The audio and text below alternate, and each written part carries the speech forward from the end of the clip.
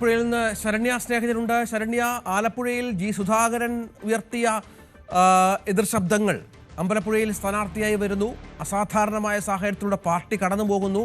അത് അമ്പലപ്പുഴയിൽ മാത്രമല്ല, സമീപ മണ്ഡലങ്ങളിലും പ്രകമ്പനം സൃഷ്ടിക്കുമെന്നുള്ള പ്രതീക്ഷ UDF-നുണ്ട്, സംശയമില്ല. എന്താണ് അവസാന ദിവസത്തെ അവിടുത്തെ തെരഞ്ഞെടുപ്പ് കാഴ്ചകൾ?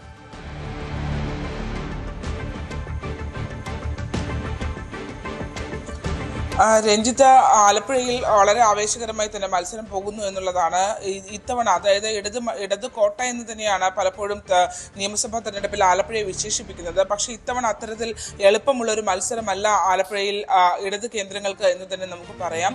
കാരണം വിവിധ മണ്ഡലങ്ങളിൽ വാശിയേറിയ മത്സരമാണ് ആലപ്പുഴ ജില്ലയിൽ ഉള്ളത്. അരൂർ തൊട്ട് നമ്മൾ കായംകുളത്തേക്ക് വരെ എത്തുകയാണെങ്കിൽ, വടക്ക് അരൂർ തൊട്ട് കായംകുളം വരെ എത്തുകയാണെങ്കിൽ എല്ലായിടത്തും ഇഞ്ചോടിഞ്ച് പോരാട്ടം കാഴ്ചവെക്കാനായി UDF-ന് കഴിയുന്നു എന്നുള്ളതാണ്. പലയിടങ്ങളിലും ശക്തമായ, ഇപ്പോൾ ഹരിപ്പാട് അടക്കമുള്ള മണ്ഡലങ്ങളിൽ ശക്തമായ ത്രികോണ മത്സരത്തിലേക്ക് കൊണ്ടുവരാൻ NDA-ക്കും കഴിഞ്ഞിട്ടുണ്ട്.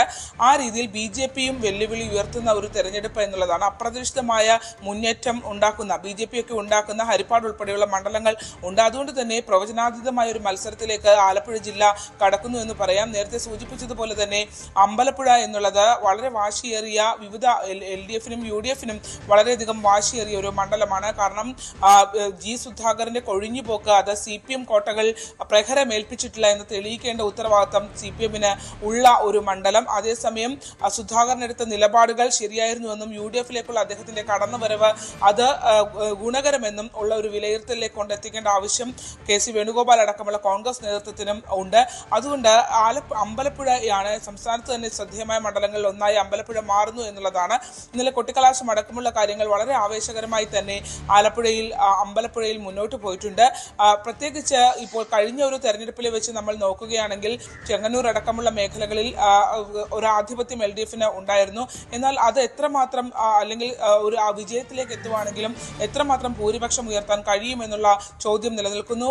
കോട്ടയായ CPM-ന്റെ കോട്ടയെന്ന് നേരത്തെ വിശേഷിപ്പിച്ചിരുന്ന പഞ്ചായത്തുകളുള്ള ചേർത്തല മണ്ഡലം അടക്കമുള്ള ഇടങ്ങൾ, അവിടെയൊക്കെ കനത്ത മത്സരം, മന്ത്രി P. പ്രസാദ് മത്സരിക്കുന്ന ഇടമാണ്. അവിടെയൊക്കെ കടുത്ത മത്സരം കൊണ്ടുവരാനായി കഴിയുന്നു. ഇപ്പോൾ UDF ആലപ്പുഴയിലേക്ക് പോവുകയാണെങ്കിൽ യുവ നേതാവായ KSU നേതാവായ AD തോമസിന്റെ സ്ഥാനാർത്ഥിത്വം, മത്സ്യത്തൊഴിലാളിയായ യുവാവിന്റെ സ്ഥാനാർത്ഥിത്വം, അങ്ങനെ പല രീതിയിലുള്ള സ്ഥാനാർത്ഥികളടക്കം പല വ്യത്യസ്തതകൾ കൊണ്ടുവന്ന് ഏകപക്ഷീയമായ മത്സരത്തെ പിടിച്ചടക്കാനുള്ള ഒരു നീക്കം വിവിധ മുന്നണികളുടെ ഭാഗത്തു നിന്ന് ഉണ്ടാകുന്നു എന്നുള്ളതാണ് ആലപ്പുഴയിൽ ഇത്തവണത്തെ തെരഞ്ഞെടുപ്പിന്റെ പ്രത്യേകത. ഇന്നലെ പലയിടങ്ങളിലും കലാശക്കൊട്ടുമായി ബന്ധപ്പെട്ട സംഘർഷങ്ങൾ ഉണ്ടായി. കായംകുളത്തും ഹരിപ്പാടും സംഘർഷമുണ്ടാകുന്നു. കായംകുളത്ത് UDF-ന് പ്രചാരണ വാഹനം തകർക്കുന്ന ഒരു സാഹചര്യം ഒക്കെ ഉണ്ടായിട്ടുണ്ട്. എങ്കിൽ പോലും പൊതുവെ ചില സംഘർഷങ്ങളൊക്കെ ആലപ്പുഴ ജില്ലയിൽ റിപ്പോർട്ട് ചെയ്തിട്ടുണ്ട്. അത് വളരെ പ്രധാനപ്പെട്ട ഒന്നാണ്. നമുക്കിനി മറ്റ് പ്രധാനപ്പെട്ട ജില്ലകളിലേക്ക് കൂടി ഒന്ന് പോകണം. കോഴിക്കോട്ട് നിന്ന് MS അനീഷ് കുമാർ വിവരങ്ങളുമായി ചേരും. അനീഷ്, കോഴിക്കോട്ടും ത്രികോണ പോരാട്ടം നടക്കുന്ന മണ്ഡലങ്ങളൊക്കെ ഉണ്ട്. അത് LDF-ന്റെ കേന്ദ്രങ്ങളായ മണ്ഡലങ്ങളാണ് പ്രധാനമായും ഉള്ളത്. അവിടെയൊക്കെ UDF ശക്തി കടന്നു വരുമോ എന്നുള്ളതാണ് കാത്തിരുന്ന് കാണേണ്ടത്. ഇപ്പോൾ ഏറ്റവും ഒടുവിൽ ഇന്നത്തെ പദ്ധതികൾ എന്തൊക്കെയാണ് വോട്ട് ഉറപ്പിക്കാൻ?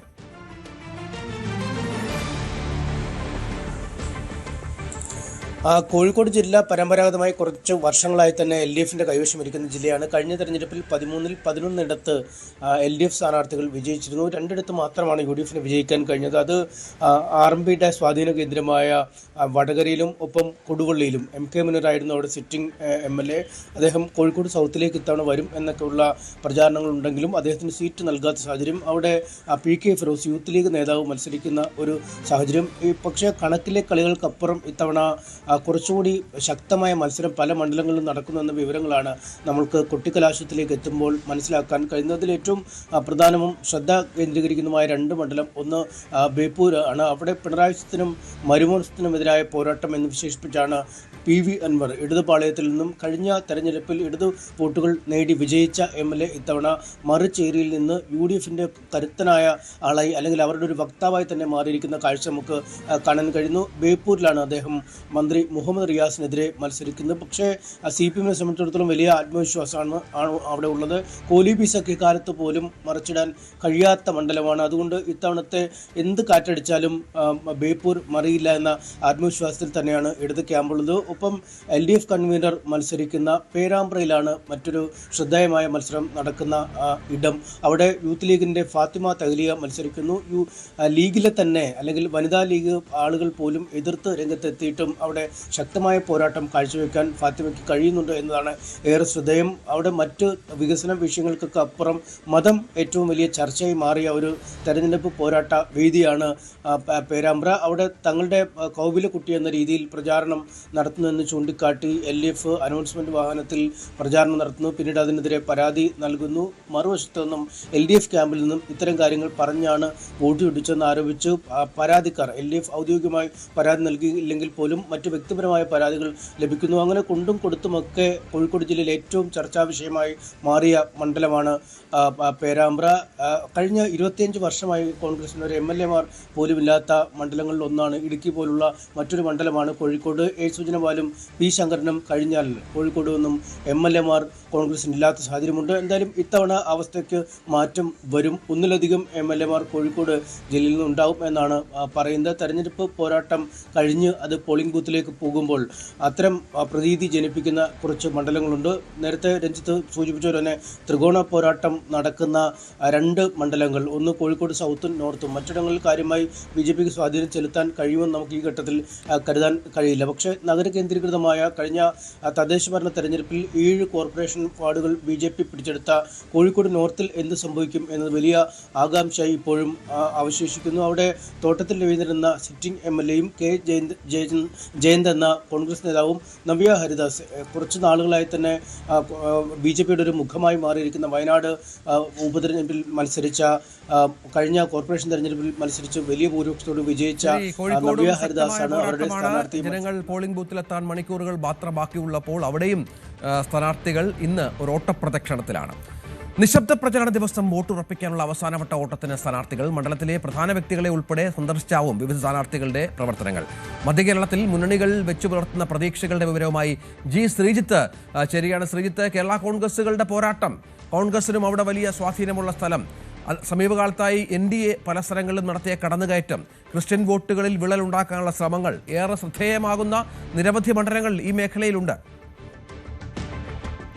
നിശബ്ദ പ്രചരണ ദിവസവും തങ്ങളുടേതാക്കി മാറ്റാനുള്ള അവസാനവട്ട ശ്രമത്തിലാണ് മുന്നണി സ്ഥാനാർത്ഥികൾ ഉള്ളത്. മധ്യ കേരളത്തെ സംബന്ധിച്ച് വളരെ നിർണായകമായ ഒരു തെരഞ്ഞെടുപ്പാണ് നടക്കുന്നത്. കാലങ്ങളായി UDF അധികാരത്തിൽ വരുന്ന സമയത്തൊക്കെയും മധ്യ കേരളം വലിയ രീതിയിൽ പിന്തുണ നൽകിയിരുന്നു. പത്തനംതിട്ടയും ഒപ്പം തന്നെ ഇടുക്കിയും കോട്ടയത്തുമൊക്കെ പരമാവധി സീറ്റുകൾ UDF-ന് ലഭിക്കുന്ന സാഹചര്യമായിരുന്നു ഉണ്ടായിരുന്നത്. പക്ഷേ കഴിഞ്ഞ തെരഞ്ഞെടുപ്പ് മുതൽ കേരള കോൺഗ്രസ് എമ്മിന്റെ മുന്നണി മാറ്റം മുതൽ അത് കഥ മാറുന്നു. കോട്ടയത്തും ഒപ്പം തന്നെ ഇടുക്കിയിലും പത്തനംതിട്ടയും ഒക്കെ പരമാവധി സീറ്റുകൾ LDF-ലേക്ക് മാറുന്ന സ്ഥിതി ഉണ്ടായിരുന്നു. കഴിഞ്ഞ തെരഞ്ഞെടുപ്പിൽ കേരള കോൺഗ്രസ് എം വന്ന തെരഞ്ഞെടുപ്പാണെങ്കിൽ കൂടി ഏതാണ്ട് 5 സീറ്റും പത്തനംതിട്ടയിൽ തൂത്തുവായിരുന്നു LDF. കോട്ടയത്ത് ഭൂരിപക്ഷം സീറ്റുകളും അങ്ങനെ LDF നേടുന്നു. അങ്ങനെ ഒരു സാഹചര്യമായിരുന്നു ഉണ്ടായിരുന്നത്. കൂടുതൽ വാർത്തകൾക്ക് News 18 Keralam YouTube channel subscribe ചെയ്യുക.